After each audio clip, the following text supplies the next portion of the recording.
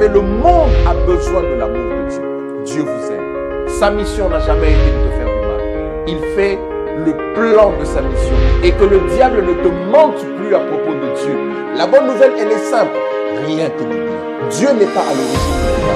Partagez ces émissions afin qu'un plus grand nombre puisse avoir accès à l'évangile, à la bonne nouvelle du royaume de Jésus-Christ.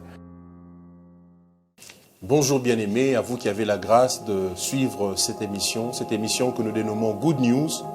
Good News, Sangomalamu, bonne nouvelle, c'est la bonne nouvelle de Jésus-Christ, la bonne nouvelle du royaume, les informations qui viennent du ciel, les informations fraîches qui descendent du ciel pour tout un chacun de nous.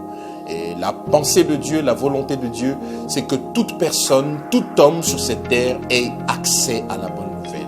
Voilà pourquoi Christ dit dans l'évangile de Matthieu, chapitre 24, verset 14, il dit « Cette bonne nouvelle du royaume sera prêchée dans le monde entier, dans toutes les nations, à tous les peuples, à tous les citoyens de la terre, afin qu'ils puissent écouter la pensée de Dieu, le message de Dieu.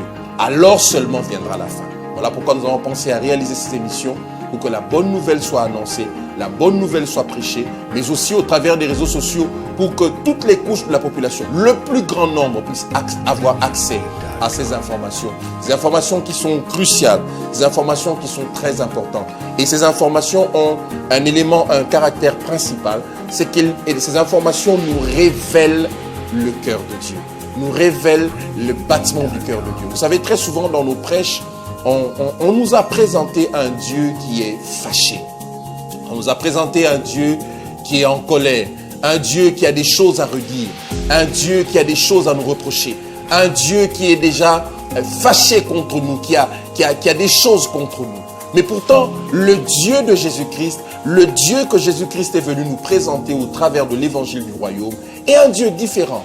C'est un Dieu qui est en paix avec nous. C'est un Dieu qui est réconcilié avec nous, qui n'a plus de raison d'être en colère avec nous. Tu me poseras la question, pourquoi? Et je te dirai, parce qu'à la croix de Golgotha, Jésus-Christ a déjà tout accompli. Et c'est par rapport à Jésus qu'il traite avec nous. Dieu ne traite plus avec nous par rapport à nous-mêmes. S'il traitait avec nous par rapport à nous-mêmes, nous sommes les plus malheureux. Parce que qui pourrait satisfaire le Dieu de la Bible? Qui pourrait réjouir, rencontrer la sainteté, la justice du Dieu de la Bible? Voilà pourquoi Dieu s'est dit, je ne voudrais pas traiter avec les hommes. Je veux traiter avec moi-même, avec Jésus-Christ, mais que pour que tout le bénéfice revienne aux hommes, pour que nous soyons de simples récipiendaires de la bonté de Dieu, de la grâce de Dieu, de la faveur de Dieu. Et je voudrais te dire qu'au ciel, tu as un Dieu, mais un Dieu qui est réconcilié avec toi, qui est réconcilié avec toi à cause de ce que Jésus a accompli à la croix de Golgotha. Vous savez, ce qui est malheureux aujourd'hui, c'est que très souvent dans nos sermons, dans nos prêches, nous donnons l'impression que Christ est venu sur la terre pour rien. Que la mort de Christ à la croix de Golgotha n'a pas beaucoup de valeur. Pourtant, toute la Bible est centrée sur ce que Christ a accompli à la croix de Golgotha. De la Genèse à l'Apocalypse, l'épicentre, c'est l'œuvre de la croix de Golgotha. C'est ce que Jésus a accompli à la croix de Golgotha. Et donc, nous ne pouvons pas prêcher, nous ne pouvons pas annoncer l'évangile sans mettre l'accent sur ce qui s'est passé à Golgotha. Ce n'est pas une œuvre qu'on peut occulter, qu'on peut passer comme cela. Parce que cette œuvre-là, elle est cruciale.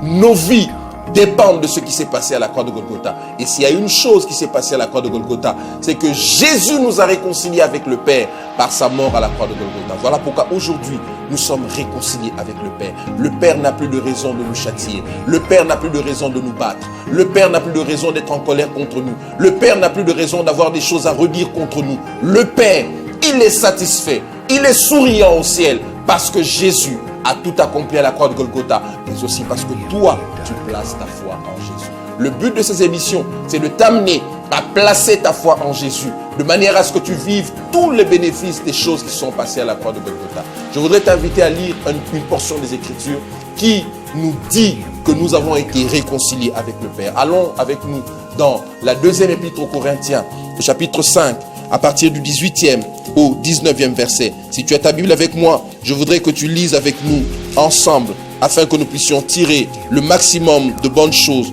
qui sont écrites dans ce passage. La Bible dit ceci, 2 Corinthiens chapitre 5 verset 18, on dit « Et tout cela vient de Dieu, qui nous a réconciliés avec lui par Christ et qui nous a donné le ministère de la réconciliation. Car Dieu était en Christ, réconciliant le monde avec lui-même et n'imputant point aux hommes leurs offenses. Il a mis en nous la parole de la réconciliation. C'est cette parole de la réconciliation que je viens vous annoncer. Vous pouvez vous rendre compte que c'est assez différent de ce qui s'enseigne régulièrement.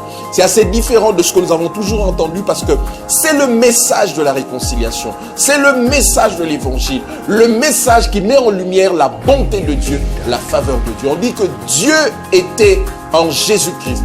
Il a tout fait pour que nous soyons réconciliés avec lui. Et aujourd'hui, notre état, c'est que nous sommes en paix avec lui. Nous sommes réconciliés avec lui par la mort de Jésus-Christ à la croix de Golgotha. Quand Jésus-Christ est venu, la Bible le dit, il n'était pas venu pour nous imputer nos fautes. Il n'était pas venu pour nous montrer notre état de péché. Malheureusement, dans nos prêches aujourd'hui, nous avons tendance à montrer au peuple de Dieu quelles sont leurs fautes. Quel est leur péché? Qu'est-ce qu'ils ont fait de mal? Pourtant, l'évangile n'est pas dans cette optique-là. L'évangile ne consiste pas à imputer les fautes. L'évangile consiste à dire aux hommes ce que Jésus a fait à la croix de Golgotha. Il a sauvé les hommes, il les a réconciliés. Et aujourd'hui, les hommes sont en paix avec Dieu à cause de l'œuvre de la croix de Golgotha. Je voudrais que là où tu es, tu n'as pas de paix. Je voudrais que maintenant, au travers de ces quelques mots, que tu saches et que tu reconnaisses que Dieu est réconcilié avec toi. Tu n'as plus de raison d'être en colère avec Dieu. Tu n'as plus de raison de penser que Dieu est en colère contre toi, voulais-je dire. Tu n'as plus de raison de te voir loin de Dieu. Tu n'as plus de raison de regarder Dieu de loin. Tu n'as plus de raison de te sentir loin de Dieu, de te sentir dans ton coin, ne pouvant pas approcher Dieu. Dieu est en paix avec toi. La seule chose et la bonne chose, la meilleure décision de ta vie que tu pourrais prendre, c'est de dire à Jésus, j'ai besoin de toi. Viens dans mon cœur, sois mon Seigneur et mon Sauveur. Et je te dis, là où tu es dans ta chambre, en répétant ces paroles, Christ vient dans ton cœur et il deviendra ton Seigneur et deviendra ton Sauveur. Et dès l'instant, tu vivras une vie de paix avec lui. Une vie étant réconciliée avec lui. Une vie étant en accord, mais en accord parfait avec Dieu. Et je ne dis pas que tu seras réconcilié un matin et le soir tu seras encore en problème avec Dieu. Non, non, non, non, non. Lorsque Christ nous a réconciliés, il nous a réconciliés éternellement avec le Père. Donc ce n'est pas un état changeant, c'est un état statique, un état constant. Nous sommes réconciliés avec le Père. Voilà la bonne nouvelle de l'évangile de Jésus-Christ que nous avons voulu vous faire arriver aujourd'hui dans vos maisons. Que Dieu vous bénisse. C'était votre serviteur, l'esclave de Jésus-Christ, le pasteur Deogratias Ndolo de l'église Pierre de l'Angle, Gablestone, une église qui va ouvrir ses portes incessamment ici à Kinshasa. Et nous serons très contents de vous compter parmi nous pour qu'ensemble, nous puissions écouter, bénéficier et vivre l'évangile de la grâce de notre Seigneur Jésus-Christ, l'évangile du royaume. Que Dieu vous bénisse.